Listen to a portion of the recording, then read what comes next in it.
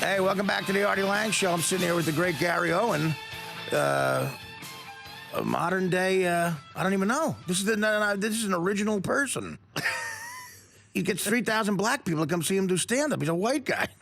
That's incredible. It's incredible. What we found, by the way, this is how creepy the world is we live in. How quickly we found my black crush in high school, Toy Green. And she's, guys, was I lying? She's still hot. How hot is she? Smoking. She's gas. Looking. She is smoking hot. Let's give her a plug. I'm telling you, she got into the music business, right? What did she do? She moved to Atlanta? Atlanta, and she owns the Green Room Entertainment Group, LLC. Entertainment Consulting and Management. There she is, my strong Nubian princess toy. She was senior director of A&R at Jive Records in New York. she had something going on, I'm telling you. She had something going on. And I sat right behind her, Gar, in oceanography. I wish I had your moves, man. I sat right behind her in oceanography, and I was so, I got kicked out of my English class because I was just a terror, and they sent me to oceanography. And the final exam for oceanography, I had to pass the exam, to pass the class. And they would show you a picture of a fish, and then you'd have to say what it was. That was the final exam. And there were 25 of them. And all I put was some kind of fish next to each one of them. I didn't know what, I didn't know anything, and I failed. And I remember she thought that was funny. She giggled at me. And then, like, 3 years later, cut to, like, you know, us both on a bus going to New York. And she's like, what do you want to do? I'm like, I'm trying to be a comedian. And she's like, well, I'm in the record business. I'm trying to get in the record. I think she was working for Atlantic Records. Now she's got her own thing going. God, she looks hot, man. Still looks good. I wish I had your rap with the black chicks. Yeah. What do you say? What do you do? I don't know. You know what I used to do? I used to always go where the black people were, where there was no white people there. Right. And didn't do nothing. And they would just first they would think I'm a cop. They'd be like, what are you doing here, dude? Well, yeah, you do. You look like a cop. And then when the girls would start posting, why are you here? I go, I just wanted to meet somebody. I just say something like that. And the girl's like, you're different. Pretty soon it was This a wrap. is crazy. Right. That's fantastic. Yeah. So, well, good. I'm glad everything's going good for you. I mean, you're kicking ass. You say you got a great Ben Roethlisberger story. I do, because a lot of your guys I didn't know were from the area. Yeah, Miami of Ohio. Shane went to Miami of Ohio with Roethlisberger, and he doesn't like Roethlisberger. Well, I always say I'm from Cincinnati because nobody knows where Oxford is. But I actually, well, my mom, we moved all over, but I ended up going to high school up in Oxford. And right when Ben was like a freshman, sophomore, he was dating a black chick at Miami. Right. And I was at a bar, and this is before I was married, let me specify. And I met... Whatever. He had some girl there, and I was like, hey, I was drinking. I was like, hey, let me get your number. And she's like, my boyfriend's the quarterback. I go, like, he's going pro. Give me the digits. It's Miami of Ohio. It's going to be at Home Depot next year. So, I didn't know.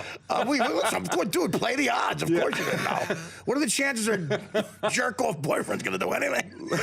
Literally, I was like he's going pro. Yeah. It's Miami of Ohio, girl. It's terrible. Give me the number. Wonder what she's doing now. She's not the A&R of Green Enterprises. That was like my friend once. We were on the road. We were in Vegas, and my friend Neil was good enough to play. When in '94, when baseball went on strike, he played. He was one of the strike guys, one of the scabs. Yeah. He crossed the picket line to play. He wanted to play Major League Baseball. He wasn't good enough with the regular players. When the regular players went on strike, he played like 3 Major League games during the strike in spring training. And we were in Vegas, and this beautiful girl, she was a 10, one of the few 10s I've ever met on the road. And he's rapping with her.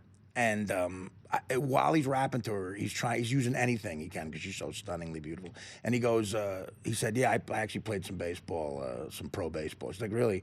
And he's like, yeah, I you know, '94, I played 3 games for the Yankees, you know, the strike year, you know, it was pretty, she's like, wow, you know, and she wasn't that impressed or anything. And, you know, all of us heard it, and it was like real embarrassing that she blew him off like that. A couple hours later, my other friend was talking to her. He comes over dying laughing. And he's like, what's the matter? He goes, yeah, well, she's dating somebody. And they said, who's she dating? Alex Rodriguez.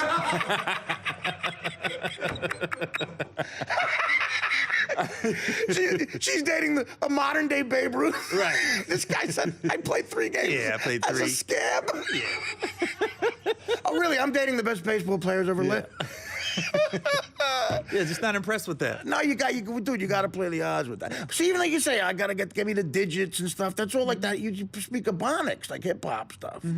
That's Hey, great. Is what it is, man. Yeah, good for you, man. Gotta play your audience. No, so how was it being like her family and stuff? Do you get along My with wife's? them? Yeah, your wife's family. Do you get along with them and stuff? Is it? Yeah, and I mean, her dad passed away when she was young, so it's just her mom, and she's the only child, so I didn't have to deal with a lot. You know what I mean? Right, And right, she's from Oakland, so West Coast a little more progressive. It was my side that was like, whoa. Well, listen.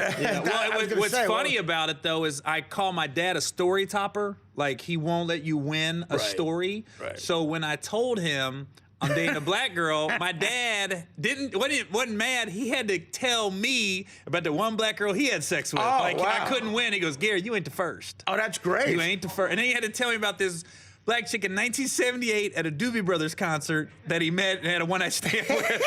At a Doobie Brothers and her concert. name was What Joy. Was he there when What's Happening was shooting it?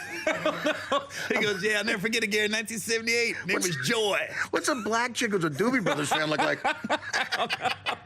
But he wouldn't let me just win with I'm dating a black girl. Yeah, Like, he had to please, Dad, top give me it. something. Yeah, well, had you to got top look, me. I'm marrying her. How's that sound? Yeah.